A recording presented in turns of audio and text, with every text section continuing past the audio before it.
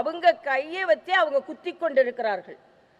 விடுதலை சிறுத்தைகளாக இருக்கட்டும், இன்னைக்கு திமுகவாக இருக்கட்டும், கம்யூனிஸ்டுகளாக இருக்கட்டும், இன்னைக்கு விடுதலை சிறுத்தைகள் என்ன சொன்னாங்க?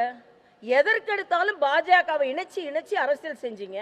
அதே மாதிரி விஜய் கொள்கை எதிரின்னு தான் சொல்லி கொண்டிருந்தார். ஆனால் ஆர்எஸ்எஸ்ஸின் பிள்ளைங்கன்னு சொன்னீங்க. இன்னைக்கு அவர்களோடு இணைந்து நீங்கள் ஆட்சி அமைத்திருக்கிறீர்கள்.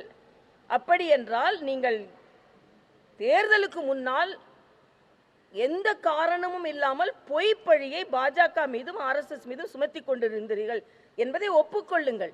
இன்று அவர்கள் கட்சியை சார்ந்தவர்களுக்கே அவர்கள் அரசவையில் பங்கு கொண்டது பிடிக்கல. அதுவும் திருமாவளவனே சொல்றாரு, எனக்கே பிடிக்கல.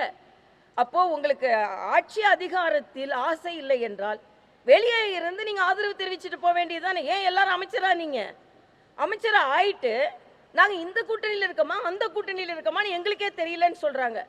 அப்ப எந்த நிலைப்பாடு இந்த அரசாங்கத்திடம் இருக்கிறது? அதனால இந்த அரசாங்கம் மக்கள் அறுதி பெரும்பான்மை கொடுத்திருக்கிறார்கள். ஆனால் தினமும் ஆட்டம் காணுகின்ற அரசாங்கமாகத்தான் இருக்க போகிறதோ என்ற அச்சம் நமக்கு இருக்கிறது.